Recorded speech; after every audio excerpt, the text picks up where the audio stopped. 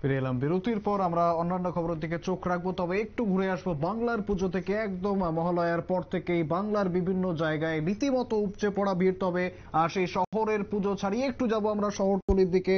নবাবের শহর মুর্শিদাবাদে একবার ঢৌ মেরে আসবো।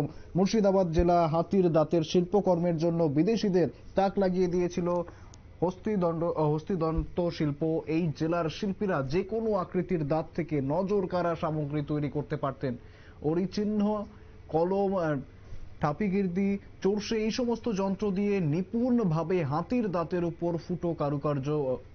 এবং 1992 সালে বন্যপ্রাণ সংরক্ষণ আইন আজ এই সব শিল্পীদের কর্মহীন করে তুলেছে। এইসব শিল্পীরা এবার কোরিয়ান মার্বেলে তৈরি মা দুর্গার মূর্তি তৈরি করছেন। কলকাতার এক পুজো মণ্ডপের জন্য মুর্শিদাবাদের এইসব শিল্পীরা কলকাতার একটি পুজো মণ্ডপের জন্য মা দুর্গার প্রতিমা তৈরি করছেন।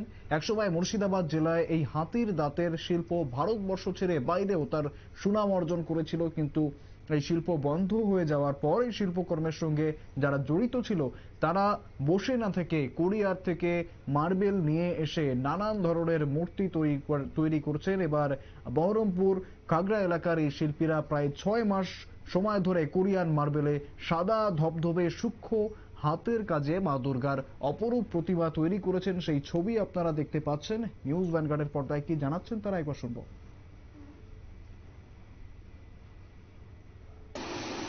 কাজটা আমাদের দীর্ঘদিন ধরে করে আসছি আমরা।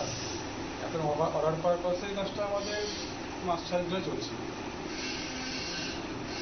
একটা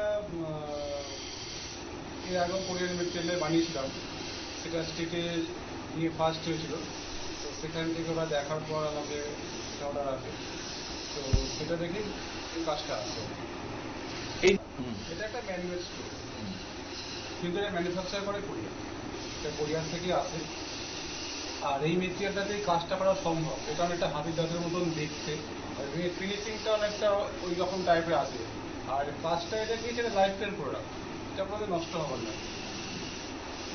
এটাতে এরকম কোনো সম্ভাবনা নয়, তবে মাঝে মধ্যে একটু মধ্যমুচি করতে হবে। আর এটাতে ডাস্ট ধরে না সেরকম ভাবে। আর আমাদের যে প্রসেসে আমরা কাজ করি এখনো পর্যন্ত এরকম কোনো রিপোর্ট নেই। এটা আপাতত কলকাতাতেই যাবে, কলকাতা থেকে এটা বোম্বে চলে যাবে। মা দুর্গা এবং ফুল ফ্যামিলি সবাই আসবে। একেবারেই দেখলেন সেই ছবি এবং শুনলেন তাদের কথা। যেরকম পুজোর কথা আমরা পুজোর ছবি দেখিয়েছি, তেমন পুজোর পিছনে নেপথ্য কারিগর যারা রয়েছেন সেরকমই কিছু কারিগর একেবারে ঐতিহ্যের শহর মুর্শিদাবাদ থেকে আমরা তুলে ধরলাম নিউজ ভ্যানগার্ডের পর্দায়। ফিরে আসছে একটি বিরতির পর, সঙ্গে থাকুন।